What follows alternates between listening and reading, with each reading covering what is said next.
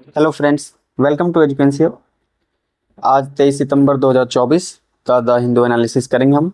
आज के दिन काफ़ी सारे आर्टिकल और न्यूज़ भी आए हुए हैं अच्छे, जो हमारे लिए रेलिवेंट है, तो हम तेज़ी से उनको कवर करते हैं। सबसे पहले साथियों, फ्रंट पेज पे आप देख रहे होंगे, यहाँ पे अनुराग कुमारा दिसानायके, ये जो हैं श्रीलंका के नेक्स्ट प्रेसिडेंट होने वाले हैं। क्यों? क्योंकि अभी तक की जो भी लीडिंग काउंटिंग हुई है उसमें ये फर्स्ट पे चल रहे हैं, विनर चल रहे हैं। तो इनका नाम आप ध्यान रखेंगे, अनुराग कुमारा दिसानायके। बस फॉर्मली कुछ चीज़ें रह गई है, सेकेंड राउंड की थोड़ी बहुत काउंटिंग रह गई, उसके बाद ये डिक्लेयर ही हो जाएंगे। तो आप बस इनका नाम ध्यान में रख सकते हैं। आगे साथियों, जो मैं कई दिनों से बता रहा था कि चेस ओलंपियाड चल रहा है बुडापेस्ट में, वहाँ से अच्छी खबर आई है। अच्छी खबर ये है कि भारतीय जो दल था उन्होंने गोल्ड मेडल वहाँ पर जीत लिया है। जो 45th चेस ओलंपियाड चल रहा था, इसमें गोल्ड मेडल जीता है। आपको पता होगा, जो लास्ट टाइम 2022 में जब चेन्नई में हुआ था, तो उस समय इंडिया जो था उस समय ब्रॉन्ज जीता था, जो मेंस वाला हुआ था। लेकिन इस समय गोल्ड जीता है हमने, काफ़ी अच्छा ये रिकॉर्ड बनाया है। आप यहाँ पर देख सकते हैं, India record, one of the greatest moment on it's sporting history. यहाँ पर आप देख सकते हैं, विनिंग द गोल्ड मेडल्स, ठीक है, both open and women's section में, ठीक है। तो ये हमारे लिए एक स्पोर्ट्स से रिलेटेड न्यूज हो गया। नेक्स्ट हम आगे बढ़ते हैं। साथियों, आपको पता है क्वाड की मीटिंग चल रही है विलिंगटन डेलावेयर में। तो वहाँ पे क्या क्या चीज़ें निकल कर आई उसके बारे में यहाँ पर न्यूज़ में आई हुई है, हम इनको एक एक करके देख लेते हैं। साथियों, सबसे पहले हमें ध्यान रखना है कि क्वाड कैंसर मून शॉट, ये जो है इस पर बात की गई है, इसको चालू किया गया है। और ये जो 4 कंट्री है, आपको पता है क्वाड के अंतर्गत ये इसमें कंट्रीब्यूट करेंगे। और किसके रिलेटेड? तो इसमें आप देख सकते हैं सर्वाइकल कैंसर, ठीक है। आपसे पूछा जा सकता है कि ये किस सेक्शन पे फोकस करता है और ये कहाँ पर शुरुआत हुई थी इसकी, तो ये प्लेसेस भी आप ध्यान रखेंगे। और इंडिया विल कमिट $10 मिलियन, मतलब इसमें भारत जो है $10 मिलियन का कंट्रीब्यूट करेगा, जिसमें स्क्रीनिंग फॉर द डिजीज़ के लिए वैक्सीन मैन्युफैक्चरिंग, सीरम इंस्टीट्यूट जो इंडिया का है वो इसमें हेल्प करेगा। और गावी इंटरनेशनल है जो कि वैक्सीन से रिलेटेड है, तो वो भी इसमें काम करेगा। तो इसका क्या है, सब्जेक्ट टू अप्रूवल्स, बस इसको अप्रूवल हो चुका है एक प्रकार से। और इसके अलावा साथियों, नीचे और क्या क्या चीज़ें हुई है क्वाड की मीटिंग में, तो क्वाड की मीटिंग में आप देख सकते हैं क्वाड एट सी शिप ऑब्जर्वर मिशन, ये भी बात की गई है, जिसमें कि 2025 से improve inter operability and maritime safety, मतलब समुद्री सुरक्षा और उसके बीच में जो अंतर पारगम्यता है उसके लिए क्या किया गया, क्वाड एट सी शिप ऑब्जर्वर मिशन।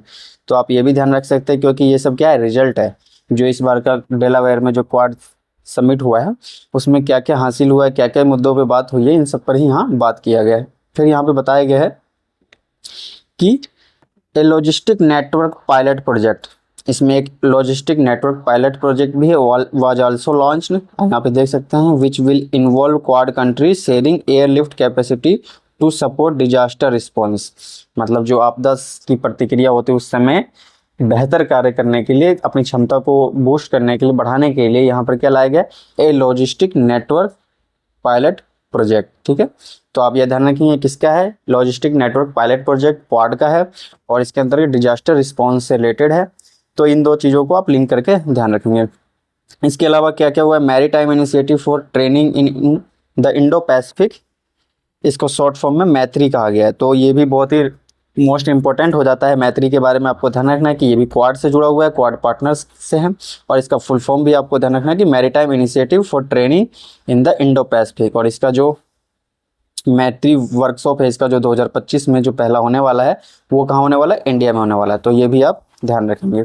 इसमें क्या है, to monitor and secure their waters and enforce their laws and deter unlawful behaviour, मतलब कि अपने जलीय जो क्षेत्र है उसको कैसे सुरक्षित करना है, उसके कानूनों को कैसे अनुपालन में लाना है, और जो भी गैर कानूनी गतिविधियां होती है उसको कैसे रोकना है, इन सब मुद्दों को लेकर मैत्री की का एक प्रकार से कह सकते हैं कि वर्कशॉप टाइप बनाया गया है। और इसका जो पहला वर्कशॉप है वो इंडिया में है 2025 में। ये चीज़ें हमारे लिए इम्पोर्टेंट थी, इतना आप ध्यान रखेंगे। क्वाड से जुड़ी हुई जो समिट हुई है उसके अंतर्गत ये रिजल्ट निकल कर सामने आया है।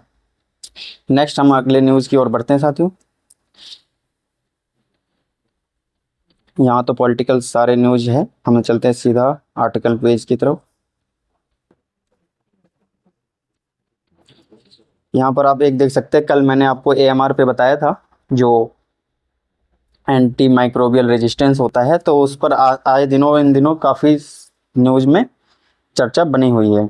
तो यहाँ पर फिर से आप देख सकते हैं कि एक और जिक्र किया गया है बैक्टीरिया का, जो काफ़ी रेजिलिएंट पैदा कर चुका है। जैसे कि आप देख सकते हैं, इसका नाम भी है MRSA कर दिया गया, क्योंकि मेथिसाइलिन जो रेजिस्टेंट स्टेफेफाइलोकस औरस इसका नाम है, और ये मेथिसाइलिन जो था ड्रग्स पे, इसके खिलाफ इसने रेजिस्टेंट बना लिया, तो इसका नाम MRSA हो गया है। पर अब इसके लिए जो डॉक्टर स्पेसिफिकली यूज कर रहे हैं, जो ड्रग कह सकते हैं या ट्रीटमेंट के लिए, वो वैंकोमाइसिन पे ही निर्भर है डॉक्टर जो है MRSA के इलाज के लिए काफ़ी सालों से। तो आप यहाँ पे देख सकते हैं, anti microbial resistance is one of the great crisis 21st century की जो है सबसे बड़ी क्राइसिस मानी जा रही है। और इसमें देख सकते हैं स्टेफाइलोकोकस औरस, इस तरीके का नाम है इस बैक्टीरिया का। Is an important bacteria species leading this charge. ये जो बैक्टीरिया है ये काफ़ी आगे चल रहा है, इसने काफ़ी सारा रेजिस्टेंस पैदा कर लिया और इसके इलाज में बहुत दिक्कतें आ रही है। और यहाँ पे बताया जा रहा है कि several antibiotics was responsible for more than 1 lakh deaths. इतना होने के बाद भी क्या किया इसने कि रजिस्ट कर लिया है कई सारे एंटीबायोटिक्स के खिलाफ, मतलब कि इसने अपना एक एक्स्ट्रा स्ट्रेन तैयार कर लिया जो कि रजिस्ट करता है। तो एंटीबायोटिक्स पे काम नहीं करता है, जिसके कारण कि काफ़ी सारे डेथ हुई थी। तो इस पर जो इलाज चल रहा है वो vancomycin, which has been doctors first line treatment against MRSA infection for 40 years. मतलब अभी ये इस वाली बैक्टीरिया के लिए वैंकोमाइसिन ही ट्रीटमेंट में यूज हो रहा है। लेकिन आपको AMR क्या है, AMR कैसे होता है, AMR के अंतर्गत कैसे कैसे सवाल पूछे जाएंगे, ये सब चीज़ें आपको पहले से तैयार रखना है। हमने कल के न्यूज़पेपर एनालिसिस में AMR को अच्छे से समझा था, तो यहाँ पर दोबारा से उस पर चर्चा नहीं करेंगे। नेक्स्ट हम आगे बढ़ते हैं साथियों। यहाँ पर आप देख सकते हैं जो ग्रीस है यानी यूनान। आप बताएंगे मुझे कि यूनान कहाँ पर स्थित है, कॉन्टिनेंट उसका कहाँ पर है, आप मैप में भी ज़रूर जाकर देखेंगे। यहाँ पर साथियों वाइल्ड फायर की घटना घट रही है, और माउंट पेंटेली एक प्लेस है माउंट पेंटेली नाम से, वहाँ पर पहले का चित्र दिया गया है, और उसके बाद अगस्त में जब वाइल्ड फायर हुआ उसके बाद का चित्र दिया। आप देख सकते हैं कितना भयंकर यहाँ पे वाइल्ड फायर हुआ था। आपको कुछ देश के नाम मैंने कल भी बताए थे, जैसे पुर्तगाल, पेरू, बोलीविया। इसी में आप ऐड कर लीजिए कि यूनान ग्रीस जो है उसके अंतर्गत भी वाइल्ड फायर चल रहा है। तो इस तरीके के देशों के नाम आपको ध्यान में रखना है कि यहाँ पर कौन कौन सी घटनाएं घट रही है। जैसे हम आगे देखेंगे कि कुछ देशों में बाढ़ भी आया था, तो उनमें से भी आपको ध्यान रखना है। जैसे आज के ही न्यूज़ में मिलेगा हमें कि चाड में बाढ़ आया हुआ है। तो हमें विश्व में कौन कौन से देश किस प्रकार की आपदाओं को झेल रहे हैं, हमें माइंड में होना चाहिए ध्यान। साथियों अब आज का आर्टिकल है India needs a national security strategy. काफ़ी अच्छा आर्टिकल है और इसमें बहुत सारी चीज़ें हमारे मेंस पॉइंट ऑफ व्यू से, PT पॉइंट ऑफ व्यू से रिलेवेंट थे, तो हमने इसको धीरे धीरे कवर किया है। आइए चलते हैं, स्टार्ट करते हैं। सबसे पहले इसका जो सार है वो मैं ऐसे बता देता हूँ कि जैसे नेशनल सिक्योरिटी स्ट्रेटजी क्या है। तो इन्होंने बताया कि जैसे अमेरिका है, बहुत सारे जो वेस्टर्न कंट्री है, वो ऐसी स्ट्रेटजी का एक दस्तावेज लेकर आते हैं नेशनल सिक्योरिटी स्ट्रेटजी नाम से।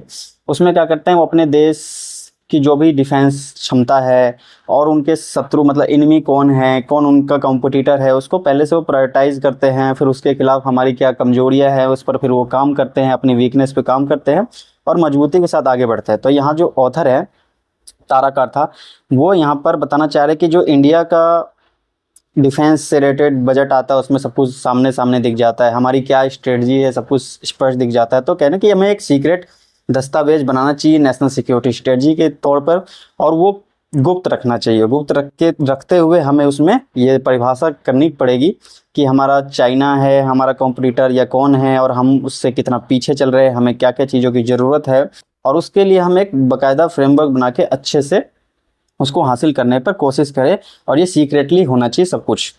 तो इसीलिए India needs a national security strategy. अब इसके बारे में हम देखते हैं। The demand for a national security strategy again under public discussion as the neighbourhood gets into flux, old enemies muscle up and new friends are yet to commit themselves. बता रहे हैं कि जो पुराने दुश्मन है वो और तेजी से आपस में एक दूसरे से जुड़ते जा रहे हैं और मजबूत होते जा रहे हैं, जबकि जो नए हमारे दोस्त है वो इतने कमिट नहीं हो पा रहे हैं। तो इस स्थिति में हमको अपने इकोनॉमी के साथ साथ नेशनल सिक्योरिटी को भी ध्यान में रखना पड़ेगा। यहाँ पे बताया जा रहा है कि इंडिया का जो इकोनॉमिक एम्बिशन था, मतलब कि हमारा जो अर्थव्यवस्था का लक्ष्य था 4 ट्रिलियन इकोनॉमी का, ये महत्वाकांक्षी परियोजना, ये भी बताया जा रहा है कि बाधा पहुंचते हुए इसको दिख रहा है। क्यों? क्योंकि यूक्रेन और गाजा में लगातार युद्ध चल रहा है, इसके कारण भारत का ये जो लक्ष्य है इस पे भी खतरा उत्पन्न हो रहा है। साथ में ऑथर यहाँ पे क्या बता रहे हैं कि नेशनल सिक्योरिटी जो है ये समय समय पर इसके परिभाषा बदलती रही है। यहाँ पर आप देख सकते हैं कि umbrella term of national security, the problem is it mean different things to different state and different time. मतलब अलग अलग राज्यों के लिए अलग अलग समय पर अलग अलग इसकी परिभाषा चीज़ें देखने को मिली है। जैसे इन्होंने एग्जांपल दिया कि यूनाइटेड स्टेट का क्या था, एक समय पर वो ये मानता था कि union of our values and national interest ही, मतलब उसके लिए क्या था, नेशनल सिक्योरिटी था। कि मतलब उनकी जो वैल्यूज़ है डेमोक्रेटिक या जैसे भी, उसका अनुपालन करना और राष्ट्रीय हितों को ध्यान में रखते हुए वो क्या करते थे, राष्ट्रीय सुरक्षा अपनी निर्धारित करते थे, उसको एक डायरेक्शन देते थे। तो यहाँ पे बताया गया कि इस वैल्यूज़ को पालन करने अमेरिका क्या करता था, can stand up as the most powerful democracy even while supporting a clutch dictator of economic gain. मतलब कि अपनी डेमोक्रेसी की जो पावरफुल वैल्यूज़ थी उसको दिखाने के लिए वो चाहे तो या तो फिर आर्थिक जो लाभ है उसको लेने के लिए वो बड़े बड़े तानाशाहों का भी सपोर्ट कर देता था। While supporting a clutch of dictators, बड़े बड़े तानाशाहों का भी सपोर्ट करता था। क्यों? क्योंकि उसको अपने आर्थिक हित चाहिए होते थे। नेशनल इंटरेस्ट को वो ध्यान में रख के अपना नेशनल सिक्योरिटी तय करता था, वहाँ पर वो फिर डिक्टेटर्स को भी सपोर्ट कर देता था। तो ये सारी चीज़ें यहाँ पे बताई गई है कि कैसे नेशनल सिक्योरिटी समय समय पर अलग अलग राज्यों के लिए अलग अलग परिभाषा रहती है। यहाँ पे बताया गया कि बाइडेन का जो national security strategy mention value 29 time, मतलब उसमें वैल्यूज़ के बारे में 29 बार चर्चा की गई है। तो आप देख सकते हैं कि वहाँ पे अमेरिका के लिए वैल्यूज़ जो है उनके नेशनल सिक्योरिटी का एक हिस्सा रहा है और ये समय समय पर बदलता भी रहा है, ऐसा भी ऑथर कहते हैं। The US NSS is the starting point for a host of other documents such as defence department national defence strategy. मतलब ये जो एनएसएस से रिलेटेड जो दस्तावेज है इसके आधार पर हम कह सकते हैं कि बहुत सारे डिफेंस के दस्तावेज, अलग अलग क्षेत्रों के दस्तावेज, इनको मिलाकर क्या करते हैं, ये एक सिक्योरिटी का दस्तावेज तैयार करते हैं एक जगह पे। इसीलिए यहाँ पे बताया गया कि जब part of a power projection exercise, और ये क्या होता है ना कि इसके द्वारा वो दिखाते हैं जो नेशनल सिक्योरिटी स्ट्रेटजी है या कोई भी ऐसा दस्तावेज लाते हैं तो इसके थ्रू वो दिखाते हैं कि हम हमारा जो भी सिक्योरिटी कंसर्न है या जो भी चीज़ें हैं उससे हम शो करते हैं इंटरनली और एक्सटर्नली भी कि हम किस प्रकार के महाशक्ति हैं, कैसा हमारा प्लान है आगे। और बेसिकली यहाँ पे ऑथर बता रहे हैं कि जो एक्सटर्नली पावर दिखाने का होता है वो मुख्य तौर पे चाइना को दिखाने का होता है, newly rising up star China. क्योंकि आप जानते हैं चाइना जो है अमेरिका को अभी काफ़ी टक्कर दे रहा है, कॉम्पिटिटिव है उसका, और इकोनॉमिक्स में भी और डिफेंस में भी। तो इसीलिए जो एक्सटर्नली हम कह सकते हैं कि जो फियर है अमेरिका को वो चाइना की तरफ से बड़ा थ्रेट है। साथ में बताया कि जो यूनाइटेड किंगडम वो भी अपने आप को ग्लोबल पावर मानकर चलता है। तो United Kingdom which still see itself a global power integrated review, उनके यहाँ पर जो स्ट्रेटजी निकलता है वो इंटीग्रेटेड रिव्यू के नाम से निकलता है, और जिसमें उन्होंने ये दिखाते हैं कि allies for a global role. वो बताते हैं कि हम एक गठबंधन कर रहे हैं पूरी दुनिया में अपना एक भूमिका निभाने के लिए, मतलब एक प्रकार से ग्लोबल पावर के तौर पे शो करता है। जबकि ऑथर यहाँ पे कह रहे हैं जबकि मुश्किल से ही उसके पास खुद का ही वाहन खरीदने के लिए, जो एयरक्राफ्ट होते हैं उनको खरीदने के लिए मुश्किल से उसके पास क्षमता है, but still help to project one self as European power with global interest. फिर भी वो अपने आप को यूरोपियन पावर साबित कर रहा है। यहाँ पर आप देख सकते हैं it can hardly afford aircraft for its carriers, मतलब अपने खुद के लिए ही वो मुश्किल से एयरक्राफ्ट खरीद सकता है। इस तरीके की यहाँ पर ऑथर बात कर रहे हैं। फिर आगे आप देख सकते हैं कि there are no two opinions on the fact that India needs an NSS, national security strategy जो है वो इंडिया के लिए बहुत ही मस्ट है, इसमें कोई भी दो राय की बात नहीं है। यहाँ पर ये बताया गया। फिर बताया गया कि हमारे जो भी डाइवर्स एस्पेक्ट है जैसे डिफेंस हो गया, फाइनेंस हो गया, या फिर अलग जो भी एस्पेक्ट होते हैं उन सबको मिलाकर, जैसे investment and climate change into one coherent world, उन सबको मिलाकर एक जगह पे रखना चाहिए और उसके आधार पे हमें अपनी स्ट्रेटजी तय करनी होगी। Then set a direction for the country, फिर उसके बाद देश को क्या चीज़ की ज़रूरत है वो देखना होगा। However this exercise needs to be done with in the realm of top secrecy for some very good reason. मतलब यहाँ पर क्या रखना होगा, टॉप सीक्रेसी के साथ हमें ये कार्य करना होगा, ना कि इसको पब्लिकली करना होगा। हमें देखना होगा कि हमारे क्लाइमेट चेंज क्या है, हमारा इन्वेस्टमेंट क्या है, हमारा फाइनेंशियल ज़रूरत क्या है, ये सारी चीज़ हमें देखते हुए तब हमें आगे बढ़ना होगा। हम अपने थ्रेट को पहले पहचानें। उसके बाद ऑथर यहाँ पे कह रहे हैं कि बजट में जो है ये सारी बातें घोषित नहीं हो सकती है कि हमारा एनिमी कौन है। आप भी जानते हैं कि बजट तो पब्लिकली होता है। Budget speech make no reference at all to the enemy outside या विद इन, मतलब उसके अंदर या बाहर हम कहीं से भी ये घोषणा नहीं करते हैं कि हमारा दुश्मन कौन है। लेकिन अगर एक सीक्रेट नेशनल सिक्योरिटी स्ट्रेटजी अगर प्लान बने तो उसमें हमारी प्राथमिकताएं पहले से तय होगी कि हम किसे अपना कॉम्पिटिटर मान रहे हैं और हम उससे कितना पीछे चल रहे हैं। अगर मान लीजिए इंडिया के लिए तो चाइना ही है, तो हम उसके आधार पर देखें कि चाइना के पास कितनी पावर है डिफेंस में, उसके पास इकोनॉमी कैसे बूस्ट है, तो हम कैसे कैसे अपनी चीज़ों को आगे बढ़ा सकते हैं। तो यहाँ पर ऑथर बता रहे हैं कि पहले जैसे इंडिया जो था, for that was once the non align movement, मतलब वो गुटनिरपेक्षता को बहुत मानता था। दैट वंस कोर वैल्यूज़ की थी, जो इंडिया की कोर वैल्यू थी उसमें गुटनिरपेक्षता ही ज़्यादा रहती थी। लेकिन अब बताया गया कि अब इसको खुद इंडिया पीछे छोड़ चुका है। क्यों? क्योंकि वो देख रहा है कि अनइक्वल इकोनॉमिक स्ट्रेंथ वाला जो हमारा शत्रु है पास में पड़ोस में ही, मतलब आप समझ सकते हैं चाइना की ही बात की गई है, तो उसको देखते हुए हमें अकेला संघर्ष नहीं करना चाहिए, उसके लिए पश्चिम की जरूरत भी पड़ेगी। तो यहाँ पे इसीलिए मल्टी अलाइनमेंट शब्द का यूज किया गया कि अब इंडिया जो है नॉन अलाइन मूवमेंट से कहाँ चला गया, मल्टी अलाइनमेंट चला गया, जिसमें वो क्वाड में भी भाग लेता है। आपने देखा भी क्वाड का मीटिंग भी चल रहा है जिसमें वेस्टर्न कंट्री के साथ साथ जो ऑस्ट्रेलिया है वो भी सब शामिल है इसके अंतर्गत। तो और इसके अलावा ब्रिक्स में भी है भारत। तो भारत जो है मल्टी अलाइनमेंट के साथ जुड़ा हुआ है। क्यों? क्योंकि वो जानता है कि हम एक बड़ी शक्ति से लड़ने के लिए अकेले ही काफ़ी नहीं हो पाएंगे। तो यहाँ पर आप देख सकते हैं कि यहाँ पे लिखा है कि because you are not quite sure of putting all your eggs in one western basket, मतलब कि ब्रिक्स में भारत इसलिए भी शामिल है क्योंकि इसमें चाइना भी है, मेनली रसिया भी है, तो हम दूसरे पक्ष में भी है, केवल वेस्टर्न कंट्री के साथ भी नहीं है, दूसरे पक्ष में, क्योंकि भारत अकेला नहीं चाहता है कि वो अपने सभी अंडे जो है वेस्टर्न बास्केट में, मतलब पश्चिमी टोकरी में रख दे। कहने का मतलब है कि अपने सारे जो डिपेंडेंसी हम केवल उन पर ही निर्भर हो जाए। हम अलग अलग मल्टी लेटरल टॉक करके अलग अलग देशों के साथ भी हमारे संबंध मजबूत बनते रहते हैं। आगे यहाँ पर देख सकते हैं कि हमारे लिए जो कंसर्न का मुद्दा है वो है India 85 billion trade deficit with Beijing, मतलब चाइना के साथ जो है हमारा 85 बिलियन डॉलर का व्यापार घाटा है। आप इसको ध्यान रख सकते हैं कि चाइना के साथ सबसे बड़ा व्यापार घाटा चल रहा है इंडिया का, और ये कॉम्प्लिकेटेड थिंग्स बनता है, मतलब बहुत ज़्यादा ये जटिल मुद्दा बन जाता है, क्योंकि तब उस समय और ज़्यादा बन जाता है जब इंडियन टेरिटरी पर घुसपैठ या फिर मतलब संघर्ष की स्थिति बन जाती है चाइना के साथ।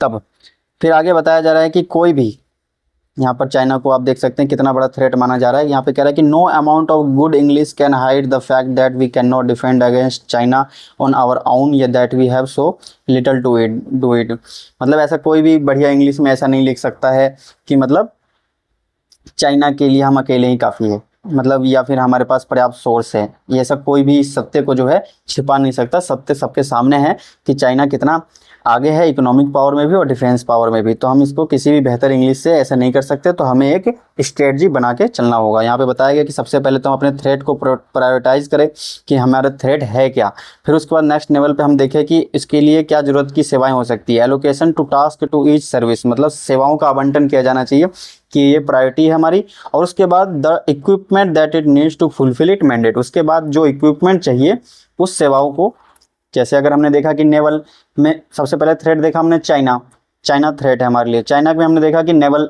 हमारा काफ़ी कमज़ोर है, हमारे पास जहाज़ नहीं है, हमारे पास सबमरीन नहीं है, हमारे पास पनडुब्बियाँ नहीं है, ये चीज़ें हमने देखी। तो यानी नेवल सेक्टर हमने देखा। तो नेवल सेवाओं में क्या करना है, हमें आवंटन करना है, एलोकेशन करना है, सेवाओं का एलोकेशन करने के बाद उसके बाद उसमें जो कमियां हैं उसको क्या करेंगे, हम इक्विपमेंट प्रोवाइड कराने की कोशिश करेंगे और उसको फुलफिल करेंगे। तो इस तरीके से हमें काम करना पड़ेगा। ऑथर यहाँ पे कह रहे हैं, इसीलिए कह रहे हैं कि however strategy will need to decide which equipment या service one has to learn towards and where it falls short, मतलब हमें ये देखना पड़ेगा कि कहाँ पे सेवाएं किस तरफ झुकी हुई है और किधर हमें ज़्यादा ध्यान देना है। जिधर भी फॉल शॉर्ट है वहाँ पे हमें ध्यान देने की आवश्यकता है। फॉर इंस्टांस उन्होंने एग्जांपल दिया कि जैसे इंडो पैसिफिक ही एक पार्ट है, आपको पता है हिंद प्रशांत जो क्षेत्र है वो काफ़ी स्ट्रेटजिक है, और यहाँ पर hard exercise has to be on how to quickly upgrade your submarine. हमें यहाँ पे ध्यान रखना है कि कैसे अपने सबमरीन को बढ़ाना है, शिप बिल्डिंग कैपेबिलिटी जो है, जहाज निर्माण की जो क्षमता है उसको किस तरीके से आगे बढ़ाना है। यहाँ पर हम इससे सीख सकते हैं कि इंडो पैसिफिक में अपने को कैसे मजबूत करना है। फिर यहाँ पे ऑथर साथ में कमजोरियाँ भी बता रहे हैं कि जैसे इंडिया का submarine strength is about 1/4 of China, मतलब चाइना से चौथाई है, 1/4 है, मतलब चाइना के पास अगर 100 है तो इंडिया के पास 25 है। इस तरीके से हमें समझना है कि उससे कितना पीछे चल रहा है। While the picture is even worse in shipping building, मतलब जो जहाज निर्माण है उसमें तो और भी खराब स्थिति है इंडिया की। तो ये सब बताया जा रहा है कि चीन से हम कितना पिछड़ रहे हैं टेक्नोलॉजिकल भी और डिफेंस के क्षेत्र में भी। केवल बोलने से काम नहीं चलेगा, हमें कुछ ना कुछ करना पड़ेगा। तो इन्होंने बताया कि but then without a clear identification of where our prioritise and weakness, जब तक हम ये क्लियर नहीं करेंगे कि हमारा मुख्य प्राथमिकता क्या है, हमारी क्या कमजोरियां हैं, तब तक हम हार्डली ही उस पर काम कर पाएंगे। देख सकते हैं हार्डली वर्थवाइल एक्सरसाइज। फिर यहाँ बता रहे कि ट्रांसपेरेंसी ठीक है, हम जो बजट में या हम अपना डिफेंस सब कुछ घोषित कर देते हैं कि हमारे पास ये है वो है, ये सब ठीक है, लेकिन transparency is for the strong and not for the struggling to catch up. मतलब ट्रांसपेरेंसी जो है मजबूत लोगों के लिए है, जो मजबूत होते हैं वो पारदर्शिता लाए तो समझ में आता है कि ठीक है, उनके लिए नहीं जो कि खुद एक पीछा कर रहे हैं, किससे, उससे संघर्ष कर रहे हैं। जैसे हम मान लीजिए चाइना को ही पीछा कर रहे हैं, स्ट्रगलिंग टू कैच अप, हम उनको ही उनकी क्षमता तक पहुंचने के लिए हासिल कर रहे हैं, तो उसमें हमारी ट्रांसपेरेंसी किसी काम की नहीं है। ऑथर के हिसाब से बताना चाह रहा है कि that is also why Pakistan defence budget is so opaque. बताया गया कि जो पाकिस्तान का डिफेंस बजट है वो काफ़ी गुप्त रहता है, हमें पता ही नहीं चलता है कि उसमें कहाँ उनका कैसा खर्च हो रहा है। तो यहाँ पे इसी तरीके से बताया कि a secret document on the other hand needs to be highlight serious weakness, not just project can do bravery, this is not strategy. उन्होंने बताया कि केवल बता देने से और सब कुछ बजट में घोषणा कर देने से, सामने रख देने से ये कोई बहादुरी का कार्य नहीं है, हमें सीक्रेट डॉक्यूमेंट पर भी काम करना पड़ेगा।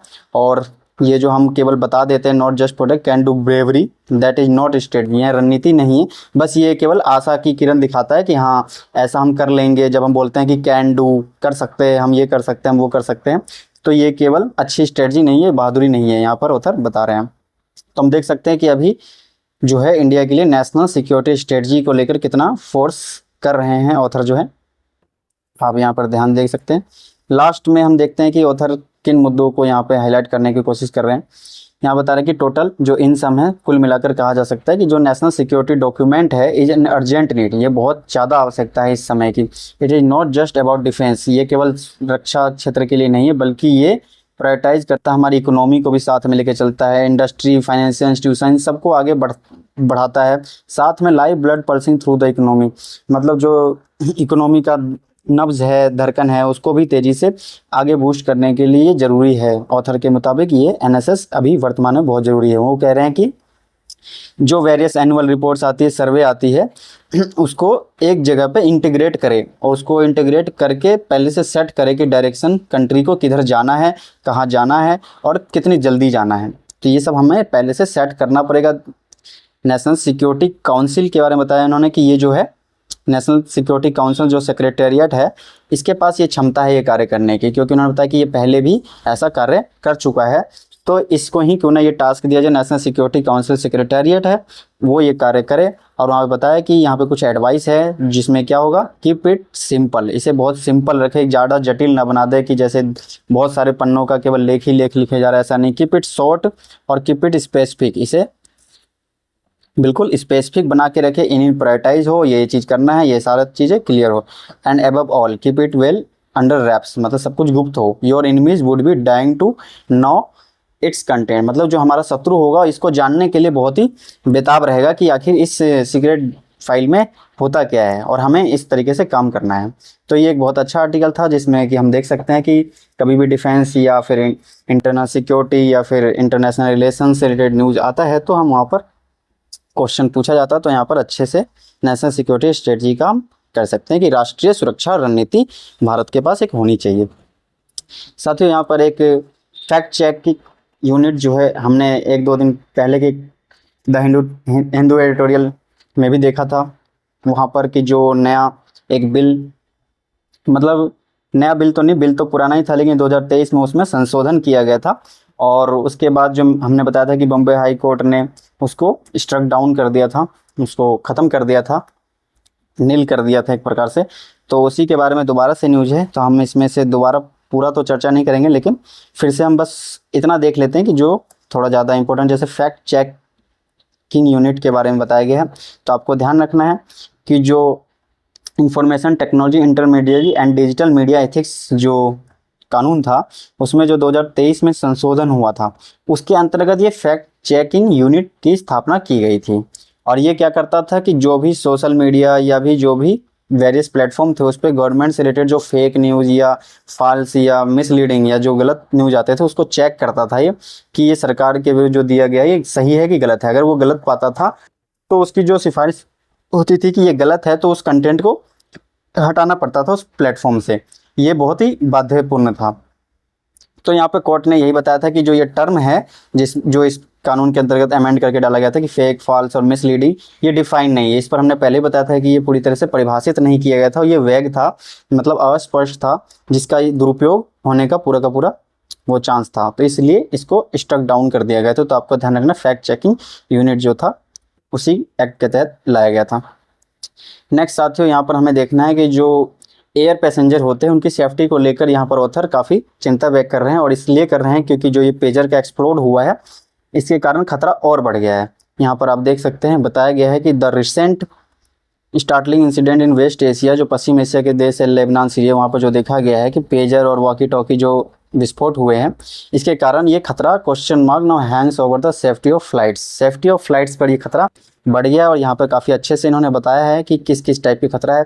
सबसे पहले तो इन्होंने पीछे लूप होल से बताया इंडिया के बारे में कि ये 1970 में जो हाईजैक होता था विमान, उसमें केवल पॉलिटिकल रीजन होते थे कि अपना हित लेने के लिए हाईजैक कर लिया जाता था। बाद में चल के जब ये 9/11 की घटना हो गई अमेरिका में, उसके बाद फिर नया कानून बनाया गया इंटरनेशनल फ्लाइट वगैरह से रिलेटेड। तो उसमें देख सकते हैं कि एक बॉडी है इंटरनेशनल सिविल एविएशन ऑर्गेनाइजेशन, जो कि बाद में आया और इसने फिर काफ़ी सारे सेफ्टी स्टैंडर्ड्स को लागू किया 9/11 की घटना दोबारा ना हो इससे रोकने के लिए। तो ये सारा पीछे का इतिहास इन्होंने बताया, लेकिन इन्होंने जो खतरा बताया वो मुख्य तौर पे ये है कि इन्होंने बताया कि जैसे अभी तो फ्लाइट मोड पे नियम है कि फ्लाइट मोड पर करके फ़ोन ले जाते हैं, लेकिन इसमें ही बताया है कि जो इंडियन पैसेंजर है वो रूल ही नहीं मानते, जो कि बहुत बड़ा अपने आप में ही एक क्रिमिनल ऑफेंस है। यहाँ पर देख सकते हैं there are many passenger who do not observe this rule ever in India, और ये एक क्रिमिनल ऑफेंस में माना जाता है। देख सकते हैं आप फ्लाइट मोड की बात की जाए, aircraft moves out of the bay, जब भी वो अपने जगह से ऊपर उड़ान उड़ता है तो फ्लाइट मोड करने का ये नियम है, लेकिन भारतीय नहीं मानते। तो ये भी एक कमी बताया जा रहा है। साथ में यहाँ बताया जा कि restrictions on sale phone came into effect after N airline crash was, फिर उसके बाद सेल फोन्स पे भी वो प्रतिबंध लगाया गया जब एक एयरलाइन क्रैश हो गया था। क्यों क्रैश हो गया था? क्योंकि उसका जो पायलट था उसको एक सिग्नल मिल गया था, इनकमिंग सिग्नल जो था किसी के फ़ोन से, लाइव फ़ोन जो चला रहा था उसका सिग्नल मिल गया था, जिसके कारण ये परेशानी आई और उसमें मुश्किल से ही कोई बचा था उस क्रैश में। तो यहाँ पर ऑथर ये बता रहे हैं इसके बाद से फिर रिस्ट्रिक्शन कर दिया गया था कि सेल फोन्स को चलाने पर। लेकिन अब पहले ज़माने का वो फ़ोन था, उसके बाद जो नए टेक्नोलॉजी के फ़ोन आए हैं तो उसमें इस तरीके की समस्या नहीं देखी गई है। लेकिन यहाँ पर बताया गया है कि पेजर वाली घटना से जोड़ते हुए कि क्या हो सकता है। मान लीजिए ऐसा ही छोटा डिवाइस कोई पेजर या कुछ चीज़ लेके विमान में चला गया तो क्या होगा। तो वहाँ पर ऑथर बता रहे हैं imagine the consequence if a few of these explosion in small devices are triggered in aircraft cabin during flight at high altitude, मतलब काफ़ी ऊंचाई पर जब जाने के बाद आप सोचिए कि जब उसके अंदर कोई पेजर जैसी स्मॉल डिवाइस होगा और वो एक्सप्लोजन कर जाएगा तब क्या होगा। तो उन्होंने बताया कि they could start a cabin fire, cabin में फायर हो जाएगा और एक सीरीज ऑफ स्मॉल एक्सप्लोजन, छोटे छोटे जो विस्फोट होने शुरू हो जाएंगे, जिसके कारण काफ़ी सारा वहाँ पे नुकसान होने लग जाएगा। और ऐसे में क्या होगा कि रिक्वायर ऑक्सीजन मास्क, क्योंकि ऑक्सीजन एक्सप्लोजन हो रहा है तो वहाँ पर ऑक्सीजन मास्क की ज़रूरत पड़ेगी, और ऑक्सीजन मास्क जैसे ही व्यक्ति पहनेगा तो फिर क्या होगा, क्योंकि कैबिन में पहले से फायर है तो फायर का ऑक्सीजन के साथ पता है आपको और रिलेट कर जाएगा। तो यहाँ पे बताया गया कि there is a cabin fire and there is also oxygen, the result is catastrophe and a catch 2020 situation, मतलब कि काफ़ी ज़्यादा तबाही मचा सकता है, क्योंकि ऑक्सीजन और फायर दोनों एक दूसरे के लिए तो ज़रूरत की चीज़ें ही हैं, तो एक दूसरे से मिलकर कैटास्ट्रॉफिक रिजल्ट पैदा कर सकती है वहाँ पर, जिससे भारी तबाही होगी। If you use the oxygen, अगर आप ऑक्सीजन यूज करते हैं तो you are dead due to the fire, तब आप आग से जल के मर जाएंगे। और अगर आप if you do not use the oxygen तो आप ब्रेन डेड से मर जाएंगे, क्योंकि आपको दिमाग को ऑक्सीजन चाहिए, क्योंकि बहुत सारे एक्सप्लोजन होंगे तो वहाँ पर ऑक्सीजन की कमी होगी हाई एल्टीट्यूड पे, ऊंचाई पर। तो यहाँ पे वही बताया जा रहा है कि you are a brain dead. तो मतलब दोनों स्थिति में ही एक प्रकार से नुकसान ही नुकसान है। तो यहाँ पर आप देख सकते हैं इसका पेजर के बारे में कभी आता है तो इस तरीके से सब चीज़ों को समझ सकते हैं कि इसका क्या क्या थ्रेट हो सकता है। तो अब ये थ्रेट नया उभर के आया है, ICAO सेफ्टी मैनुअल्स मेक्स इस मैंडेटरी, मतलब जो ICAO का सेफ्टी मैनुअल्स है उसके अंदर ये मैंडेटरी किया जा रहा है, मतलब मैंडेटरी है भी कि जो भी बैगेज लेके चलता है वो व्यक्ति खुद लेके चले। और जबकि इंडिया में क्या देखा गया है कि जो वीवीआईपी कल्चर है उसमें क्या हुआ है कि गवर्नमेंट का जो ऑफिशियल है वो खुद नहीं लेके चलता, बल्कि वो अपने बैगेज जो है किसी और के थ्रू लेकर चलता है, जिसको भी छूट मिलती है। तो ये बताया गया कि जब कोई मिलिटेंट ग्रुप या कोई टेररिस्ट ग्रुप ही हो, उसको कितना ही समय लगेगा किसी और व्यक्ति से उसके अंदर पेजर या कुछ ऐसी स्मॉल डिवाइस डालने में या कुछ करने में। तो इस तरीके की चीज़ों को ख़त्म करना चाहिए और IEC-AO का जो सेफ्टी मैनुअल्स है उसको मानना चाहिए, जिसके तहत ये बताया गया है कि जो व्यक्ति का सामान है वही खुद लेके चलेगा कैरी बैग। ये सब इंडिया की तरफ से भी लूप होल्स है, उसको भी दिखाने की कोशिश की गई है। यहाँ पे आप देख सकते हैं, यहाँ पे लेबनान के इंसिडेंट के बाद बताया जा रहा है कि वहाँ पे अब ये सारी चीज़ों का जो डिवाइस है इनको प्रतिबंध लगा दिया गया है और इसको चेक किया जा रहा है कहीं कोई वॉकी टॉकी या पेजर लेके तो नहीं जा रहा। तो आपको पता है कि वहाँ तो बिल्कुल ही खतरा ज़्यादा है, तो वहाँ पर पूरा प्रतिबंध लगाया गया। ऑथर यहाँ बता रहे हैं कि इंडियन गवर्नमेंट को भी एक्शन लेना चाहिए इस दिशा में, और जो क्या करना चाहिए, प्रोएक्टिव स्टेप्स पहले से ही स्टेप लेना चाहिए कि banning wifi on board and even consider having signal sealed in the around airport terminal. Airport terminal के आसपास जो है सिग्नल सील्ड एक प्रकार से कवच लगाना चाहिए कि कोई और सिग्नल इसमें एंटर ना कर पाए।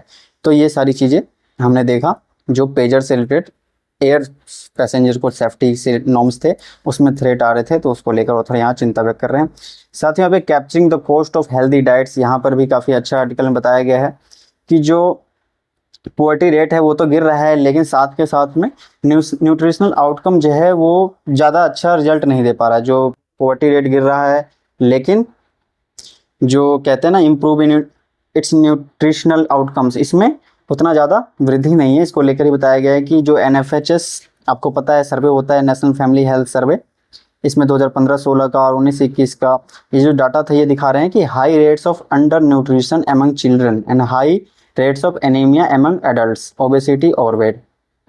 मतलब ये जो NFHS इनके रिजल्ट थे इसमें काफ़ी ज़्यादा शो हो रहे थे कि अल्प पोषण बच्चों में क्या था, अल्प पोषण, कुपोषण के शिकार थे वो। और बहुत सारे जो यंग थे, जो एडल्ट थे, वो किससे शिकार थे, एनीमिया से, जिसमें कि रक्त अल्पता कह सकते हैं इसको, खून की कमी वाला ये एनीमिया है।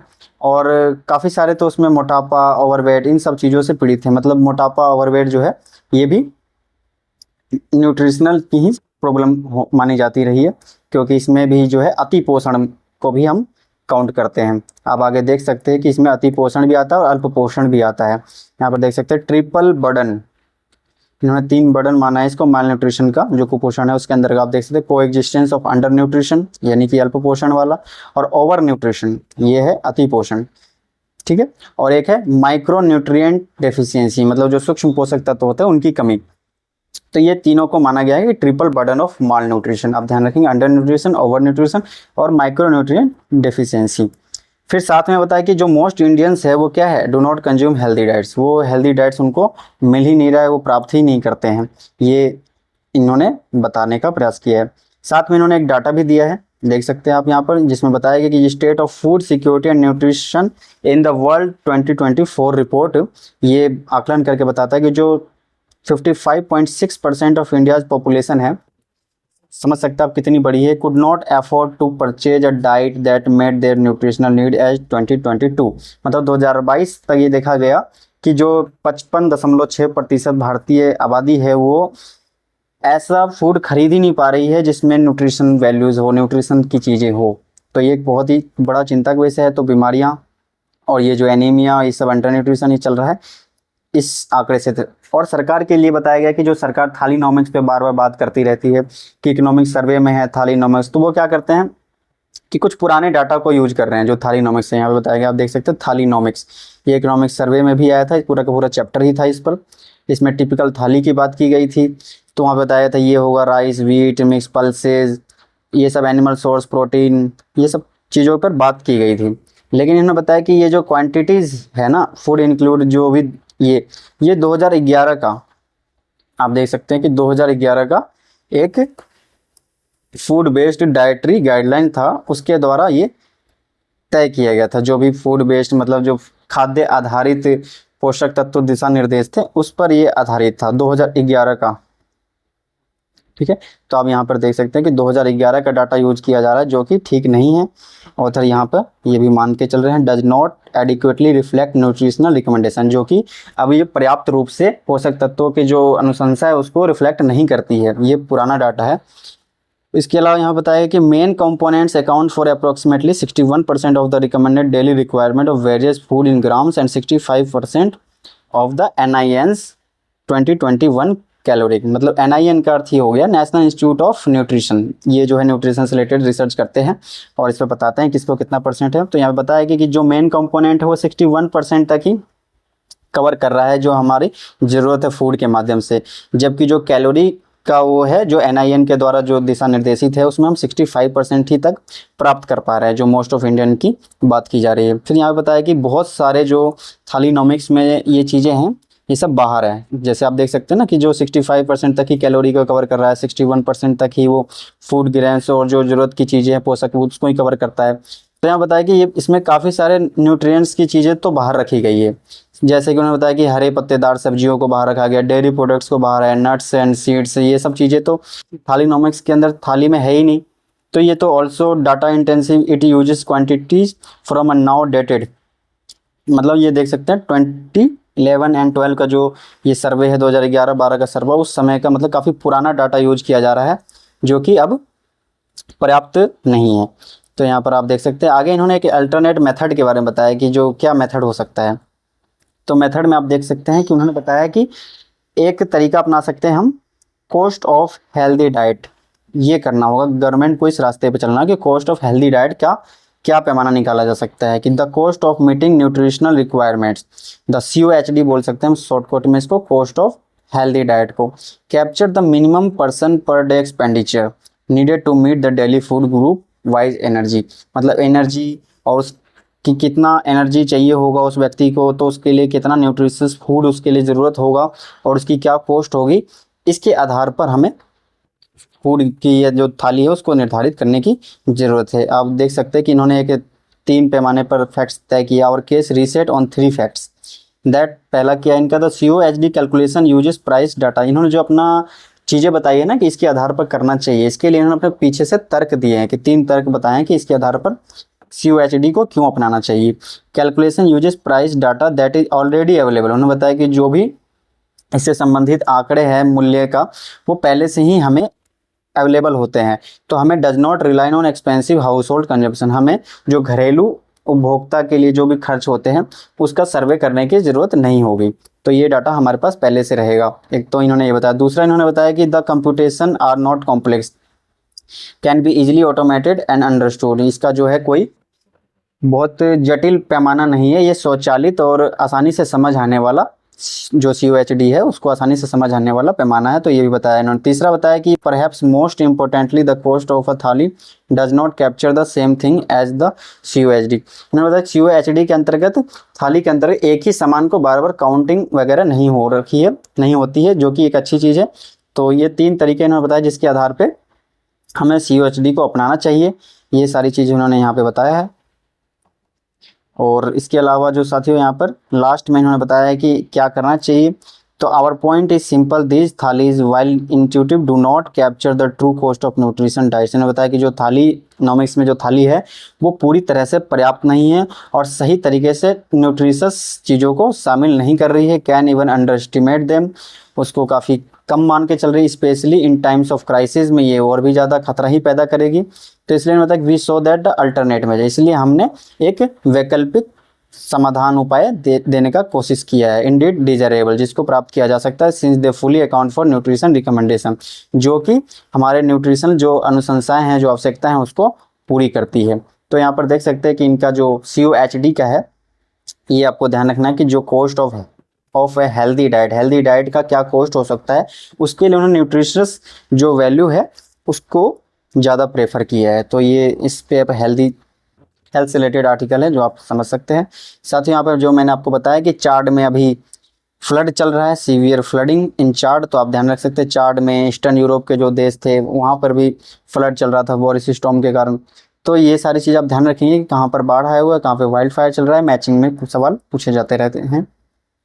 नेक्स्ट साथियों यहाँ पर हम देख सकते हैं ये जुडिशियल से रिलेटेड अपॉइंटमेंट है, इसमें ज़्यादातर तो डिबेट्स की बातें की गई हैं, लेकिन हमारे काम का जो पॉइंट ऑफ व्यू है वो महत्वपूर्ण हमने यहाँ पर नोट कर लिया है कि when the executive and the legislator do anything that is arbitrary, मतलब जो भी कार्यपालिका है या विधायिका है अगर वो संविधान के विरुद्ध कोई कार्य करती है उसके विपरीत कोई कार्य करती है तो जुडिशरी अपने पावर का यूज करके उसको क्या कर देती है, नल एंड वॉइड कर देती है, मतलब उसको खत्म कर देती है। तो ये जो आर्टिकल है, आर्टिकल 143 का यूज करती है जुडिशरी, मतलब सुप्रीम कोर्ट 143 अनुच्छेद के अंतर्गत कार्यपालिका या विधायिका का कोई भी ऐसा आर्बिट्रेटरी कानून हो या कुछ भी हो जो संविधान के प्रावधानों के विपरीत हो तो उसको समाप्त कर देती है। तो हमारे लिए ये इंपॉर्टेंट हो जाता है, पीटी पॉइंट ऑफ व्यू से भी महत्वपूर्ण है। साथ में यहाँ पे बताया गया, आप देख सकते हैं कि जुडिशरी को भी सलाह दी गई है कि जुडिशरी जो है खुद भी एक कॉन्स्टिट्यूशन के अकॉर्डिंग ही काम करे और उसके फ्रेमवर्क में रहते हुए ही काम करना चाहिए, उसको भी ये बात बताई गई है। साथ में यहाँ बताया गया कि जजेस जो है वो अल्टीमेट अथॉरिटी होते हैं इंटरप्रिटेशन ऑफ द कॉन्स्टिट्यूशन। आपको पता होगा कि जो अंतिम प्राधिकृत रहते हैं सुप्रीम कोर्ट के जज जो है वो कॉन्स्टिट्यूशन की परिभाषा देने के लिए, उसमें क्या है उससे, तो इसलिए बताया कि उन्हें भी सीखना चाहिए कि कानून और cultural wealth of the world, मतलब जो भी सांस्कृतिक समृद्धि है विश्व की और कानून है उनको भी लगातार सीखते रहना चाहिए। ये सारी बातें यहाँ पे बताई गई है।